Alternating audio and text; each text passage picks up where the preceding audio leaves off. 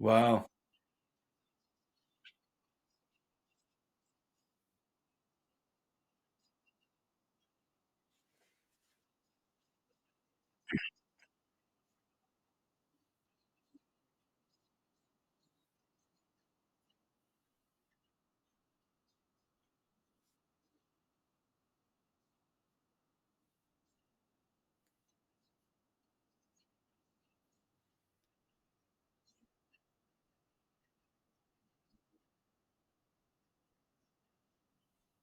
Yeah.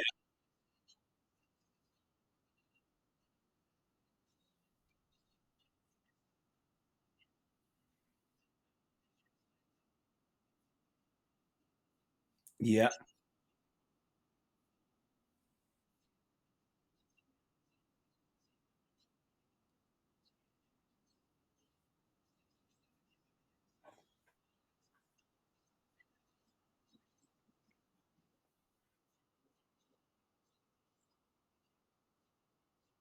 Yeah.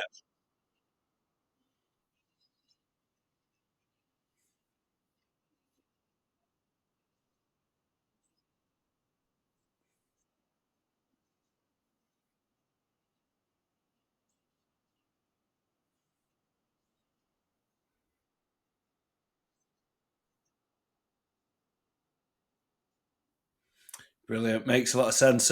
So like a lot of these guys, are they coming from similar background to you? They're going from a powerlifting background.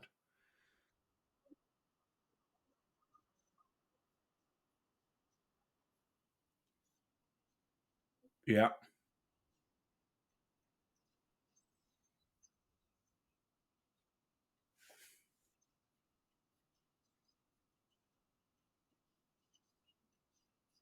Right. Okay. Yeah. Yeah.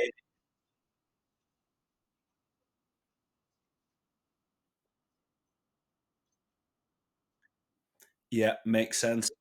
What about,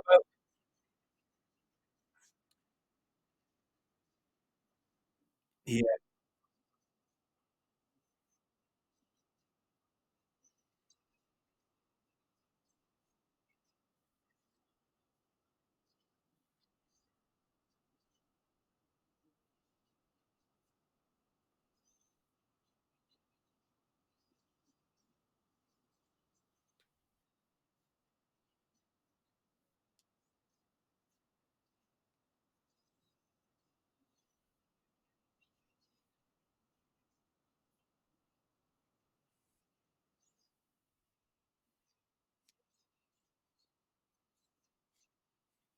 Of course.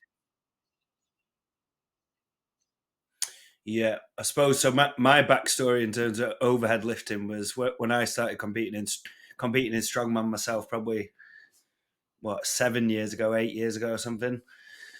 That I realised that my upper body strength was lacking. Like I was very like I suppose for the level of compete or whatever, like quite like athletic. Deadlift was reasonable, but the overhead strength was horrendous. Like I was no repping like an 80 kilo log, for instance, and I just didn't.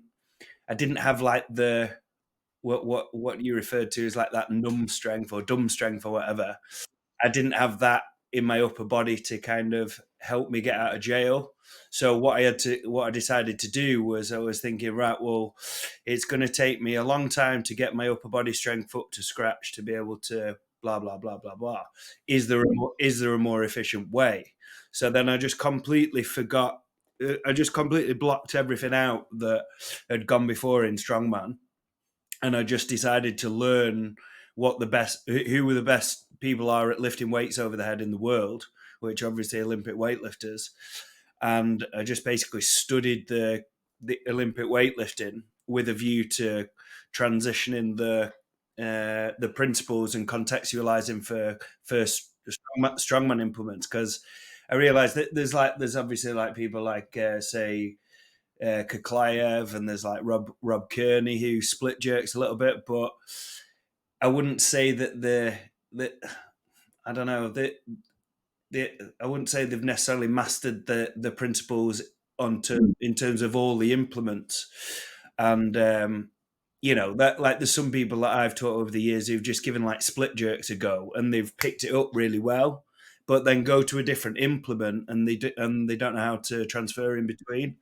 So I suppose my kind of background is like learning the fundamental principles that allows us to contextualize for any overhead lift, whether it be like, say, yeah, well, whatever overhead lifts, and also a lot of the other lifts as well, like loading events and stuff. There's a lot of principles that transfer over from the weightlifting principles that I didn't foresee at first. So yeah, I started studying weightlifting and got, did some qualifications in the UK. Started coaching a few weightlifters. Opened up a weightlifting gym, but the started did a couple of competitions myself in weightlifting, but all with a view to learning the stuff to transfer it over to strongman. Um, Learned some programming, like say, paid some people to help with my own programming that were weightlifters. Had some coaching session with weightlifters at stuff, but I realised there was nobody bridging the gap between actually weightlifters and doing it on an odd implement like a log or a dumbbell, for instance. Nobody's bridge. A few people have like kind of given it a go and had some success, but not from like a true weightlifting standpoint. I found, and then I found that the weightlifters that have helped me were almost too purist to the like they don't like there's a few things that I've just completely, like say for instance, a big thing that I used to get told off for from like a weightlifting coach was like when I do a split jerk and I recover fast, like in terms of I can, I can picture myself landing in the split and then immediately like almost bouncing out of the split to recover quickly. Whereas a weightlifter, for instance, would want you to pause in the split for a little bit longer to make sure that exactly before they recover. Whereas I've learned that with a view to doing more reps in a minute, for instance, which is completely irrelevant for for a weightlifter. So whereas I like kind of explain these kind of things to the people helping me in the weightlifting, but they just didn't get strongman, and they weren't interested in like the background of strongman. They were just brilliant weightlifters and brilliant at coaching weightlifting, but kind of just in that, I don't know exactly. Yeah, yeah, yeah. So it's like getting the world's best powerlifting deadlift coach to help a strongman who wants to maximize weight he's lifting via a hitch, for instance. The, they're going to struggle to they're going to struggle to see past it. But if you're like, well, I've got a fucking competition in 3 weeks and I cannot do it without hitching, but I reckon I can put another 20 kilos on my max if I embrace these positions. Like the powerlifting perspective would be too purist to deal with that. I suppose that's what I'm saying. Um, but yeah, I suppose that's my kind of story with coaching. What I've always done is I've broken down the individual elements and then look at, right. Forget strongman. Strongman's a new sport. 1977, wasn't it? Brought in. It's a new sport. Whereas like say track and field has been around for years. Weightlifting, powerlifting. Like how can we take the best bits from what's gone before and merge them all together? Yeah, exactly. So that's what I've done with like say moving events and stuff. I've taken uh, like I've had a sprint coach for the last say maybe 3 or 4 years that's personally helped me like at the level that I compete at, like do consistently well on like say farmers, yoke, medleys, carries for distance and stuff. But improving my own understanding and performance is like first and foremost, like I'm a coach. Yeah, I compete in weight classes, and you know, I take it really, really seriously myself as an athlete. But my passion is coaching, and like I suppose experiment with myself as an athlete to kind of, I suppose, people, you know, like say some of the top guys that you coach, for instance, that if you can show, you're going to say something that you know makes sense and they need to listen to it. But if you've got a bit of something, look, this is what I did, this is what I've done before. Like I've done it myself when you competed 105 and you've done really well at your 105 shows and stuff, and you've lifted some extraordinary weights yourself, then it just makes it a bit easier for them to listen sometimes, doesn't it?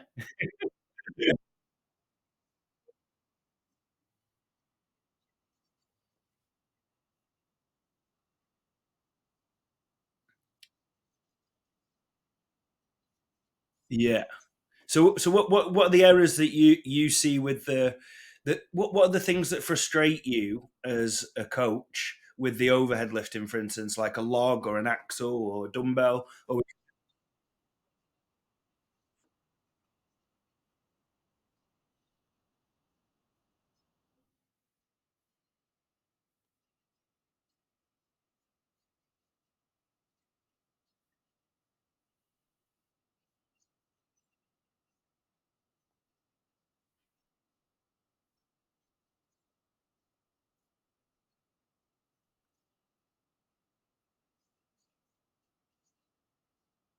Ye- yes, yeah,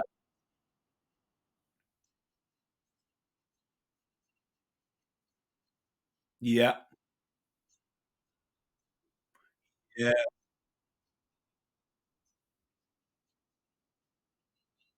yeah,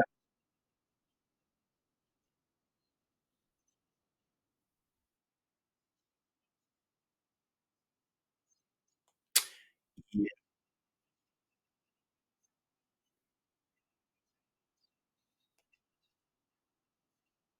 yeah,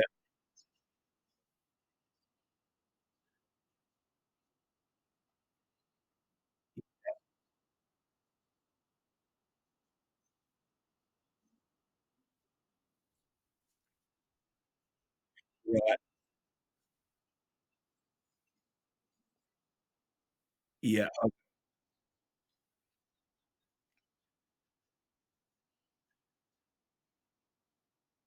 yeah. I remember, yeah. Wow, wow.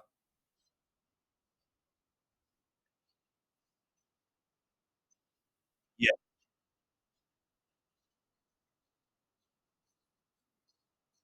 yeah, okay.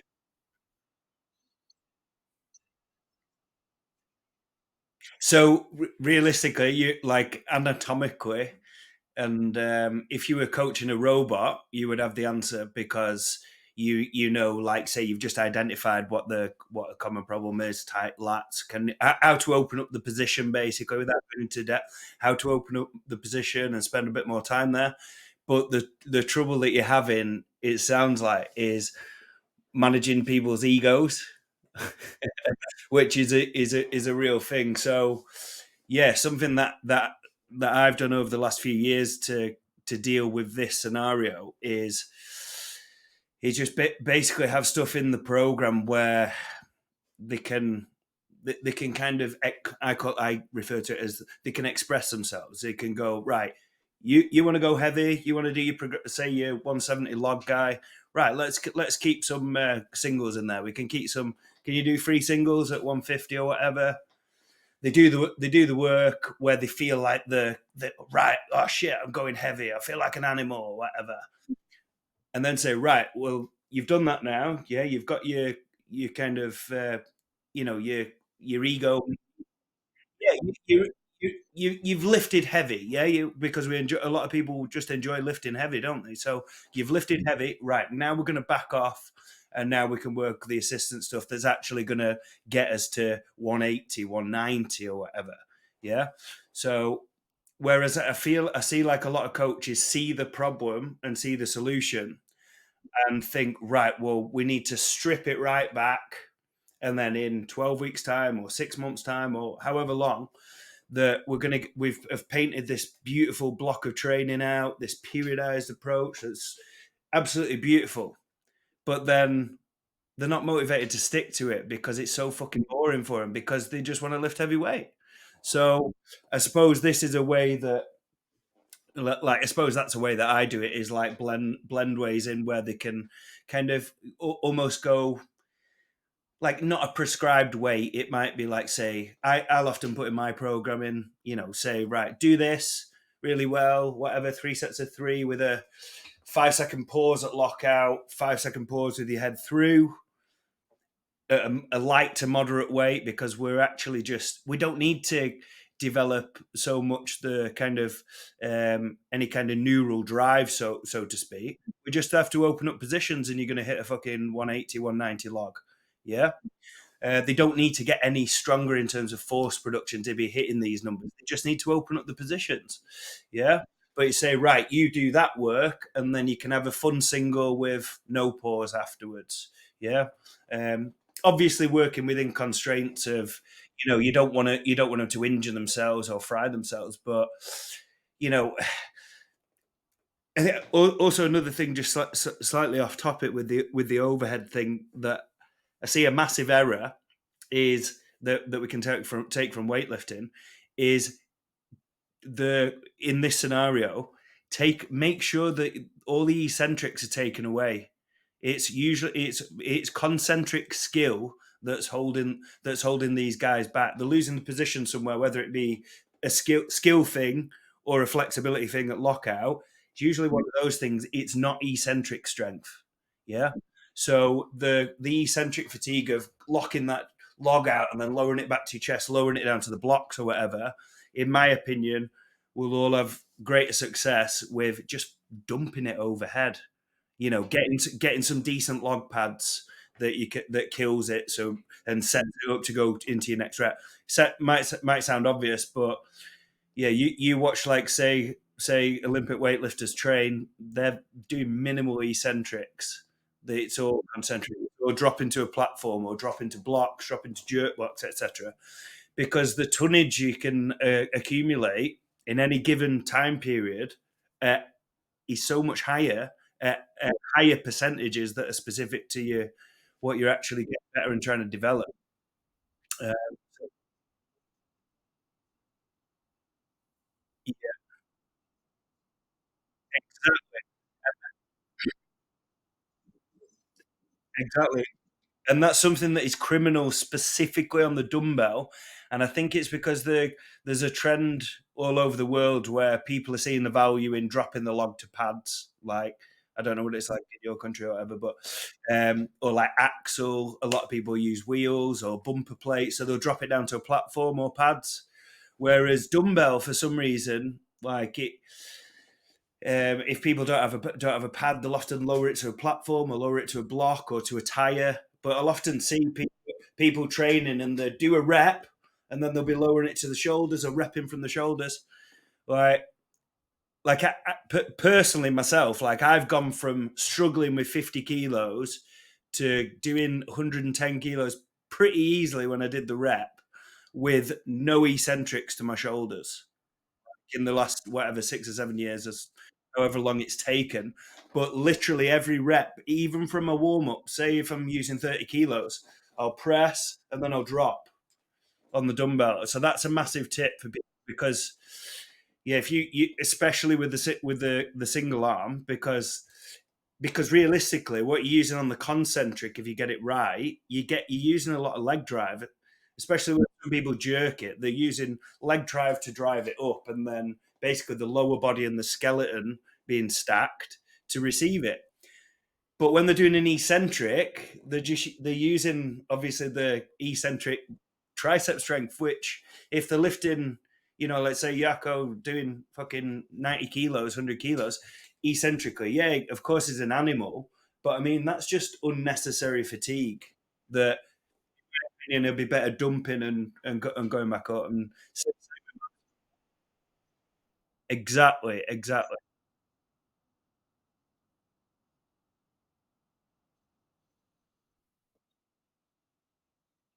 Yeah. And in terms of another thing, that another little tip as well for the coaching, because obviously this discussion like is so much beyond reading stuff in a book. Like you can read like periodization shit in a book, you can, but realistically, when you're applying it to these specific the context of, let's talk like we're referring to, like say the advanced athlete or whatever, the this meathead who's really fucking strong, he's an absolute animal. We have to appease that kind of that mindset, and that like how like it needs to be. Yeah, how do we stick to this beautiful structure that we've got laid out, but how do we get this guy to fucking actually stick to it and enjoy it and be all in with it? You know, we don't want him to be like just putting 100% into 20% of the program, and then all the other stuff, the beautiful accessories and the systems that we've written out, they can't really be arsed with it, so they're just kind of, going through the motions with it. We want them to be like, how can we get these athletes engaged with 100% of the program? Yeah. So yeah, it's a very very real kind of thing to manage. So because like, so again, this is why I find it helpful, like using myself as an example, because I am one of these people. If somebody was coaching me, like the reason why I love I just fucking love lifting heavy. Like I just love it, and like I love going into, like, say I've trained today and I've gone like high percentage on the log for 6 singles. I've done like a heavy pickup from and every single session. I almost like I need to fit, like, even though sometimes it would be better to go lighter on everything, I I I just mentally just enjoy it so much to, you know, exactly, get that little bit of a kick, and then if I get that within a session, then I'm happy to back off and, right, now I'm gonna and I think, and to be honest, I think there's a lot of meatheads athletes that are like that, and I think you can actually manage it. And I think a lot of coaches make the mistake of, right, well, we need to stop him doing that because this is more optimal. But it's not fucking more optimal if your athletes are not giving it 100%, because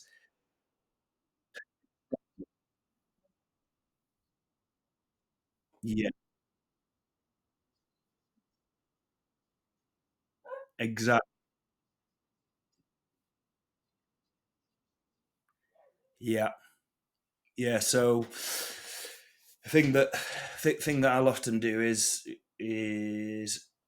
I seem to personally, you might find this interesting, just thinking off the top of my head, but I spend a lot of time working at high percentages. Sorry, quite a lot of time working at high percentages, and an exceptional amount of time working at low percentages. And I don't seem to do as much work as a lot of people with the stuff in the middle. So like I do I do a lot of work with,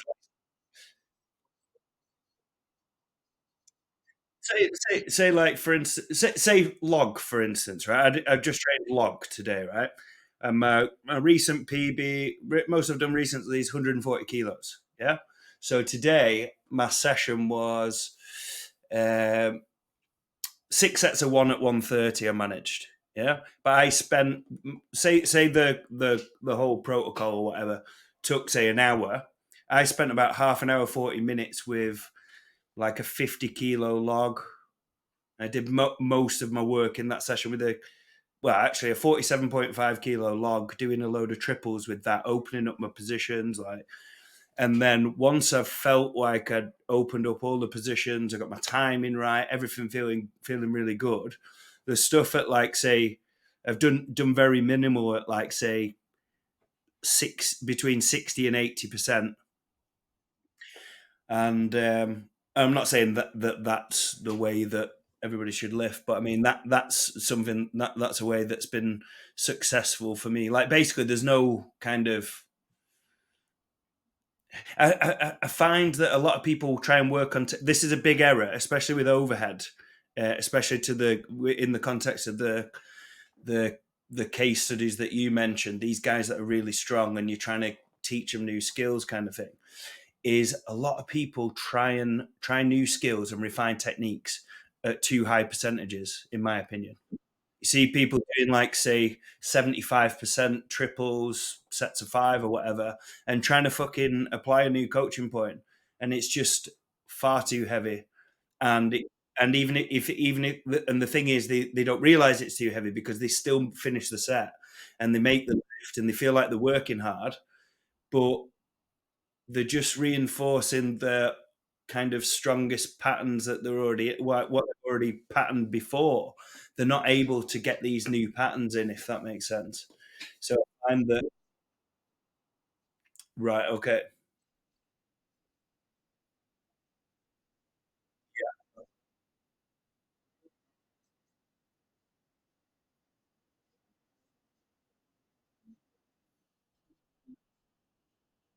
Yeah.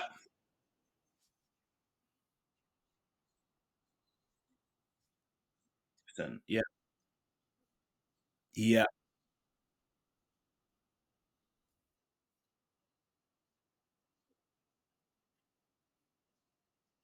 Yeah. Yeah.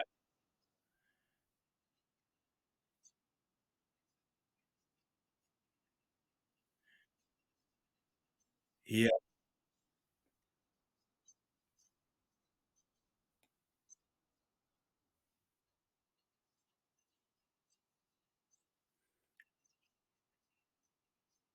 Yeah.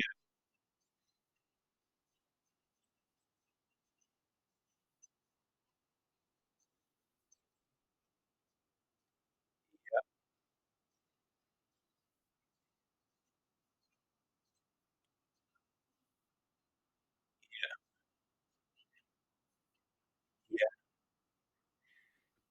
But I think what you're saying about the the say for instance that could be a beautiful strength simple as you like beautiful strength phase linear progression triples starting at 70% and building up over the course of the weeks towards 80% or whatever, and that's going to be just a brilliant program for anybody, assuming that their technique is pretty sound. Whereas using these guys as an example, where you're trying to you're just completely repatterning what they're doing. It's too heavy to be. It's very often too heavy for these people to be able to, the yeah, and actually the weak in these new positions, it might be say getting somebody used to actually getting true neck extension, where they're actually looking behind them, where they're instead of trading for like lumbar hyperextension. Like you see that all the time, don't you? Like because, but if you're just doing work at like say the 160, say the 180 log presser, for instance, if he's just practicing right, trying to get his head in a new position and his pelvis more neutral, his spine less extended, lower spine less extended, but he's doing triples at 130 kilos. I feel that that's a really hard task for him to be able to do and open up those positions. Whereas, yeah, I think there's a lot of value in spending time with like an even an empty log. I suppose that's what I'm saying. Um, but yeah, what about dumbbell then? What's your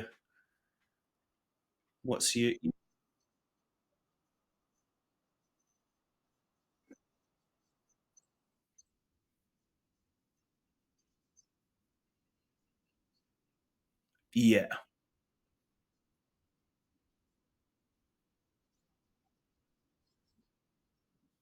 yeah, okay,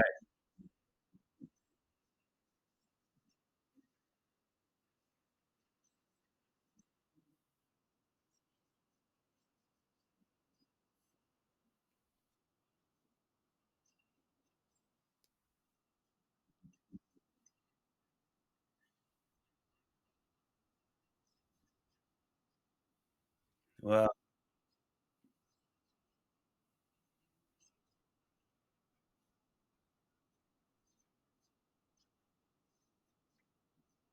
yeah,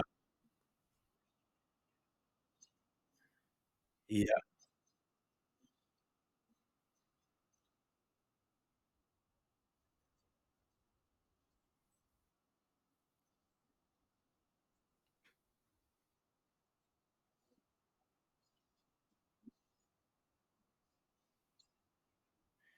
Yeah. So I've got a really good video that I'll send to you on dumbbell that you can. It's basically like a framework that I've put together that you can use as a coach, I suppose, to work through. Just basically, I did like a presentation recently at a competition, and I just used one of my clients as a demo, and just walk, just basically did a walkthrough of basically ideal positions and like people are trying to press, but before they've established like how to drive properly, and then they're trying to drive properly before they've learned how to dip properly, and then they're learning how to trying to dip before they've actually established a proper rack position. So basically, I go through the steps of how to find a rack position, and then where you progress from there in terms of once we've found like a weightless feeling rack position, then the next progression, regardless of whether you push press or you jerk, and these principles obviously carry over to the other implements too. But once you've established a rack position, we need to learn how to dip first. And what I mean by dip is just like flex the hips, knees, and ankles eccentric, like on the way down, because in the eccentric phase of any movement, we're significantly stronger than the concentric. So we find that doing the dips eccentrically, people will pick up like how to move the dumbbell vertically and learn how to do that whilst focusing on the dip in isolation as just a strength exercise. Just really focus on a really nice controlled dip, aiming to move the dumbbell vertically. You see everybody goes like this. They lean over to that side as they do it, and then they fail out here. Yeah. Whereas it's learning how to find that central line where the dumbbell is weightless, and then learning how to dip whilst maintaining that. And then you get people who look like they have a beautiful rack position. The dip looks really good.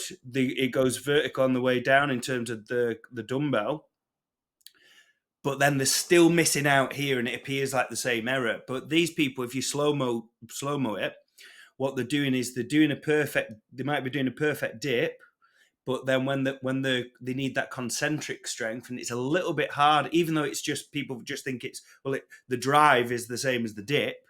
Well, it is, and it should be exactly the same line. But the problem with the task is it's the concentric, and we're not quite as strong as you will feel as when you're going on the way down. So that's the problem why a lot of people lose it. So if they can learn how to dip well and then drive on exactly the same line, then they're on to a winner. And um, and I find with dumbbell, like if you do it with your athletes and do it with yourself, that I don't know if you've seen any of my videos where I've drawn like a red line just down the center, and just go through the center of mass of the dumbbell, and just train. I always think like try and keep it above and below your belly button, like directly, and like when it's on the floor, like the center of mass um, should be like in the middle of your feet. Whereas you see with everybody, if you or people who struggle a little bit, or let's use the scenario, like say like a 150 log presser who's struggling with an 80 kilo dumbbell, for instance, like it happens, but it's ridiculous. It's ridiculous in terms of strength. There's just such a clear skill deficit. That's what I mean. Um, and you can guarantee almost every time if you free like say slow mo what they're doing, this kind of imaginary red line above and below, directly above and below the belly button, they're just too far away. Yeah, and they're just going, you know, the too close to the center of mass of the dumbbell is always too close to the leg of that side it's racked on. You can picture it, can't you? So getting people to, I suppose, like a fix for that for people who feel like they've got a pretty good rack position, but if you get them to pause in the rack and it's still, if you drew it down, it's still over towards that leg. Like I find what's really worked well for me and people that I coach is actually going a little bit soft with the knees, which is kind of against your conventional wisdom of getting all your joints locked out and being stacked. But the thing is, at the end of the day, it's fucking light, isn't it? That whatever dumbbell in terms of the overall strength, the dumbbell is really light, so we can afford that little bit of knee flexion, which will allow you to shift your hips a lot better. So I personally find that this is a really effective way of teaching it is for those people that have racked it and it's just slightly towards one side, just slightly going soft knees and then getting them to shift the hips that to the other side will just very often make that dumbbell instantly feel lighter and find that lighter feeling rack position, and then from there they need to obviously progress on to the learning how to dip. And I suppose what I would recommend as a coach is once they found this centralized rack position, when you're analyzing the videos, look at the center of the mass of the dumbbell. Look at the fucking dumbbell. Whereas a lot of people, what they're trying to do is look at what the body shape and look at what the body's doing. And oh yeah, the body looks really good, but look at where the dumbbell's moving, and it should be a vertical straight line, in my opinion. Yeah, and that's where a lot of people go wrong. That they dip and then it goes out here, and then they're having to save by pressing out. Yeah. So, so yeah, that's my kind of way of doing it. And another massive tip for dumbbell is trying to find the position where these are. I'm just trying to give you like say from somebody who studied it so in depth. I've been obsessed with it for years. That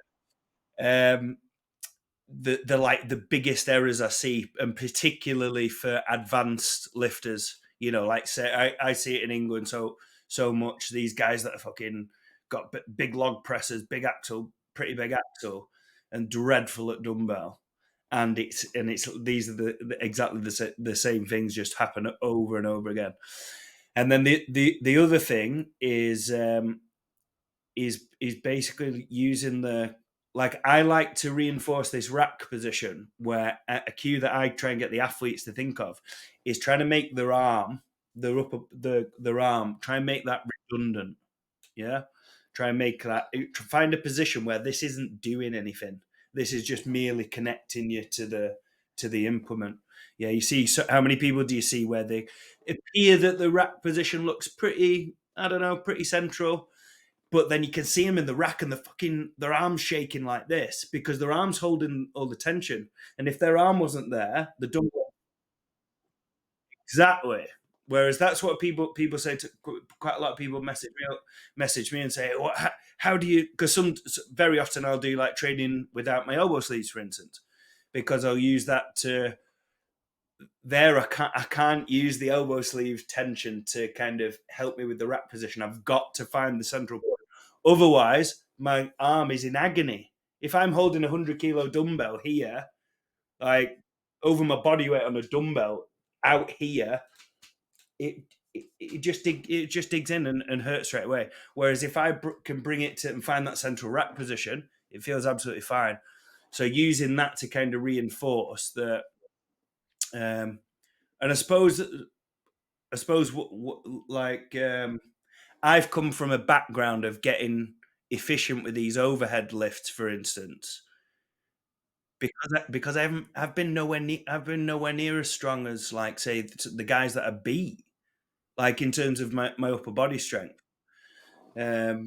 So yeah, like I've learned. Don't get me wrong. I'm significantly stronger now. Like in the last couple of years, like my upper body strength is. But I mean, from learning, I've learned how to be competitive whilst being significantly weaker in terms of squat, bench, deadlift than people that I'm competing against, for instance.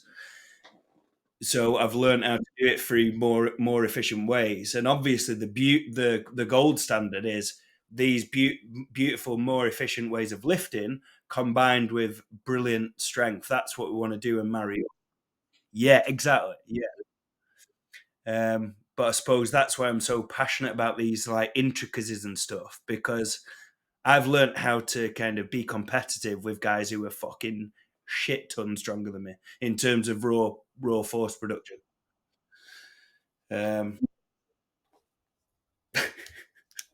so hopefully that's giving you a bit of bit. So hopefully you've got some sort of you can apply there.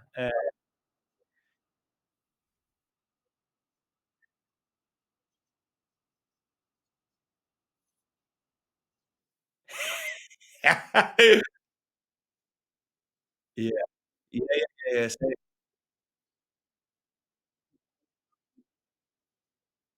Wow. Yeah. Uh, uh, yeah, yeah, yeah, yeah,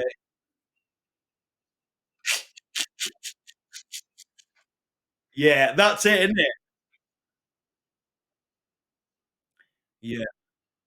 That's it. I love every step. I love every step of the process. Even like being injured. Like I've been managing an injury for like fucking 2 years, and I love that. I love that because like I'm like, oh, I'm learning stuff about this, and I think, oh, yeah, yeah, yeah. 100% there is something seriously wrong with it, honestly. But that's why, yeah. Look, if I didn't put my passion into this, I would just be like I'd be an addict or I'd be an alcoholic or something. So right. Anyway, mate. So yeah, we'll catch up again sometime. And also as well. In the meantime, if you've got something that you want my opinion on, for if one of your athletes or whatever, you like a problem or the you're just scratching your head with something, just send me a video over and I'll give you my opinion. Like I'd love to do that. I love doing shit like that. If or maybe some like say even some ideas for your programming for some of your guys that you're doing overhead with, and you're thinking, right, well, this is the problem, this is what we're working on, we've worked on this and this is improving, but what could we do as like say some assistance work, and what variations would you do and why or whatever, then yeah, I'd love to give you my opinion and help out if I can. All right, mate. I'll speak to you soon.